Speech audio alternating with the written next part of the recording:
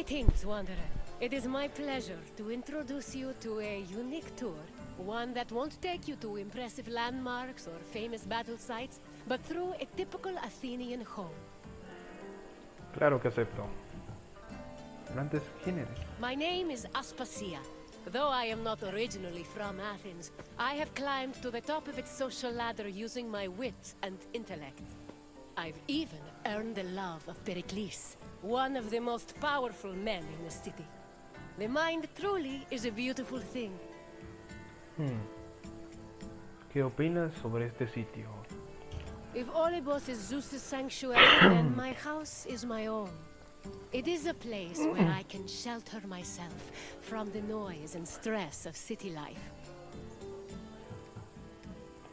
For an outgoing people like the Greeks, the house was a refuge of privacy. Inside, they could escape from the constant demands of civic life to enjoy the simple pleasures of family life. Look for me when you are done, and we can discuss the things you've seen. Farewell for now.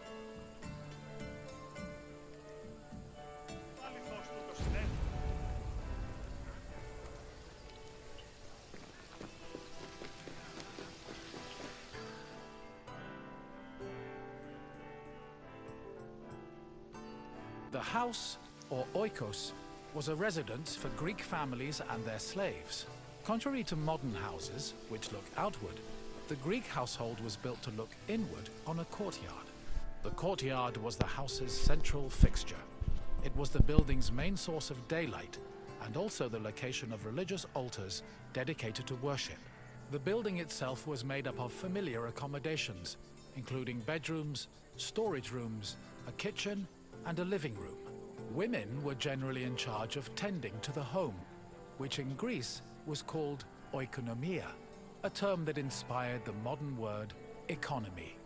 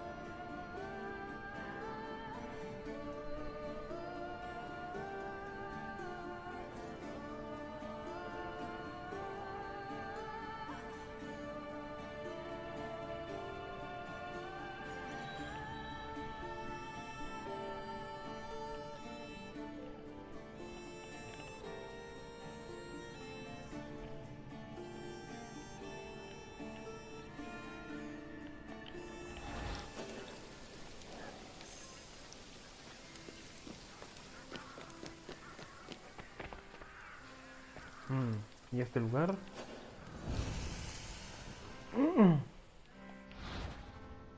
Ah, Príamo.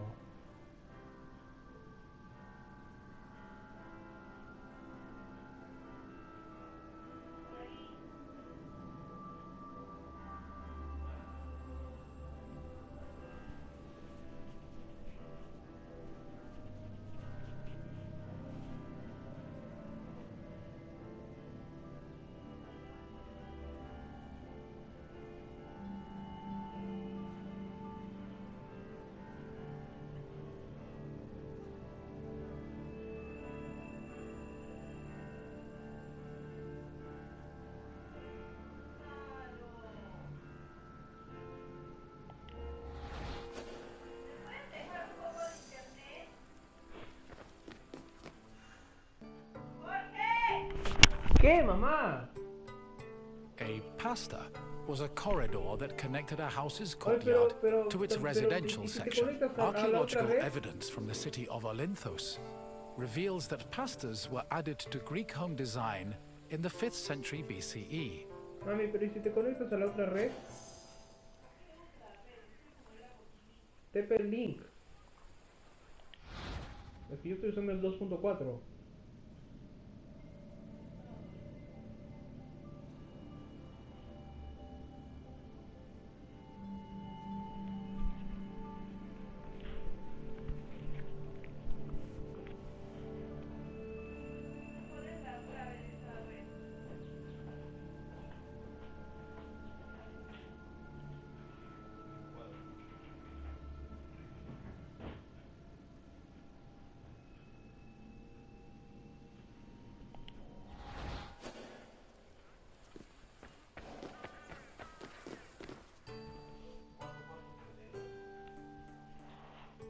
Greeks had no qualms about combining their work and their private lives, and many of them worked from home.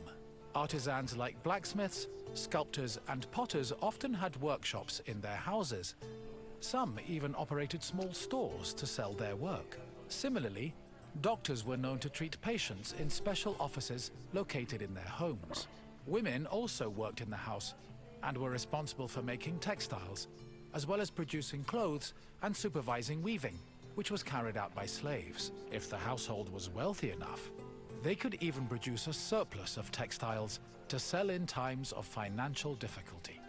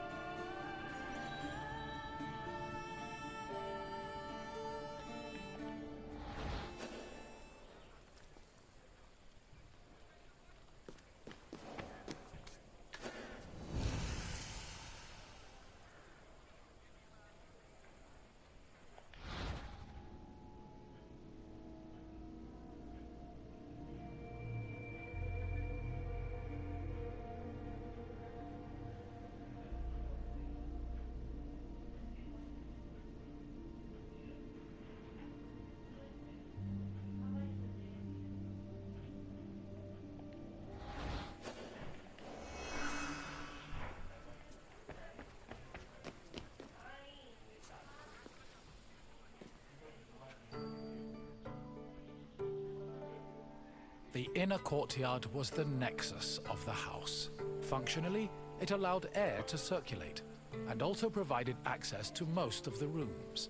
It also sometimes housed a well or a cistern that collected rainwater.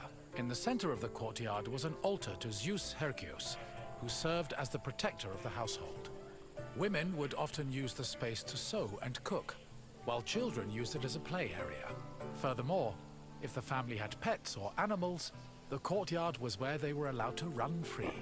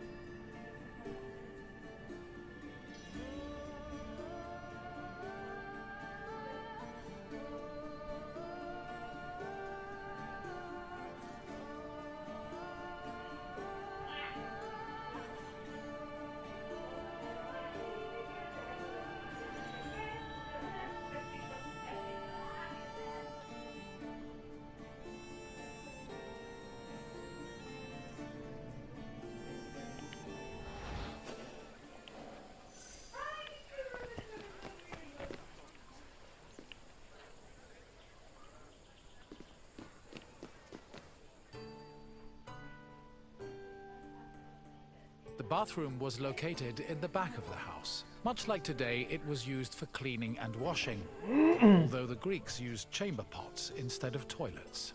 Most bathrooms had a luterion that could be filled with water for washing. Mirrors, razors, strigils, and sponges could also be found in the bathroom, along with small vases called ariballoi, which were usually filled with perfume or oil.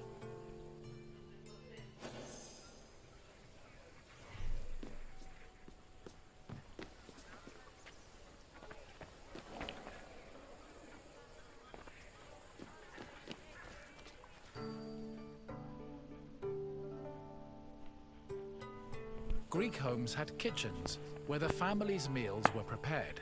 The Greeks did not often eat meat, except during special occasions like banquets or after sacrifices. They had mainly a grain-based diet, eating staples such as bread, porridge, or a barley cake called maza. They also occasionally ate poultry, fish, and other seafood, as well as fruits, vegetables, goat milk and cheese, and olive oil.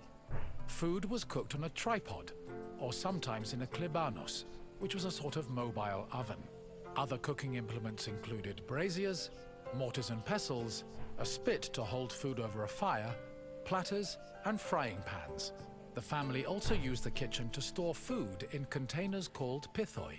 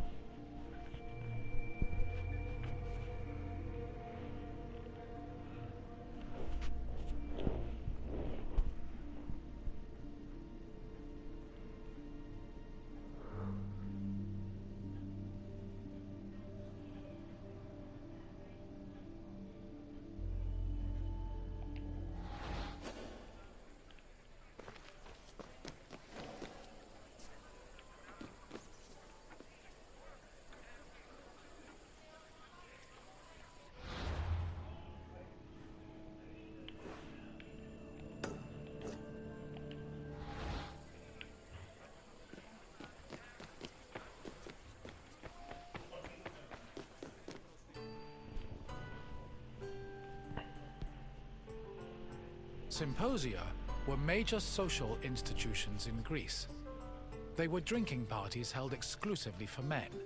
The party took place in the men's section of the house, the andron, where residents and guests reclined on special couches called klinai. Food was served on low tables set in front of the couches, while wine was placed in a crater in the center of the room. During a symposium, men drank, sang, had philosophical discussions, and played games like kotobos. Musicians, dancers, and even courtesans were often welcomed to attend as well. However, wives and daughters were always excluded.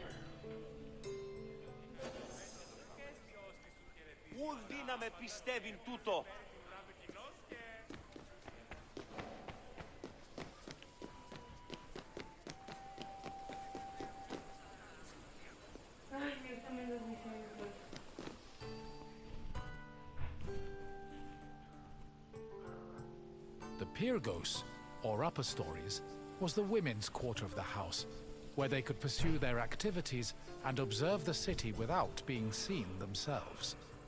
The rooftops were also used in a special rite called the Adonia, a private celebration held in honor of Adonis, which was reserved for women. At the beginning of spring, women filled terracotta pots with soil and lettuce seeds, then climbed a ladder to place the pots on the rooftop. These pots served as the women's very own Gardens of Adonis.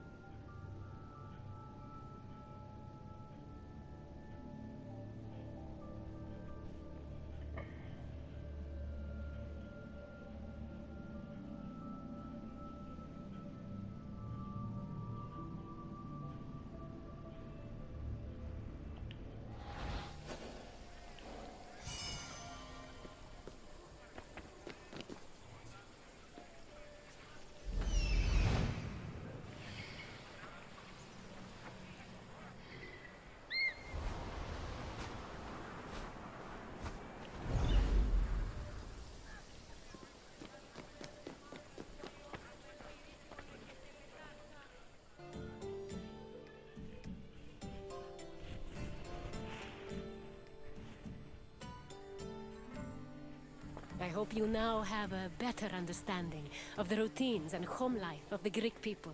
What would you like to do next?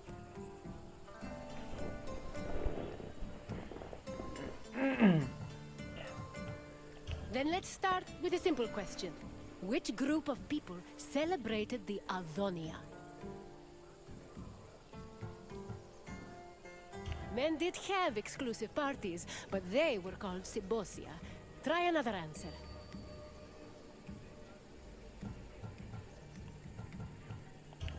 Correct. The Adonia was celebrated by women of all stations. Let's move on to the next question. Which of the following was known as the protector of the household? Apollo Patros was believed to be the father of the Ionian Greeks. Keep trying, though.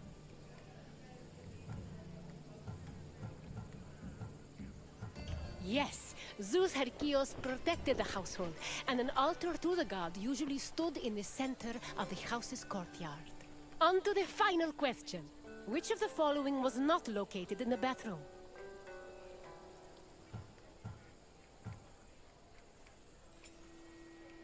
I'm afraid mirrors were quite common in bathrooms. Keep trying. Correct! The Klivanos was a mobile oven usually found in the kitchen. It seems you really know your way around Greek homes. Well done, Wanderer.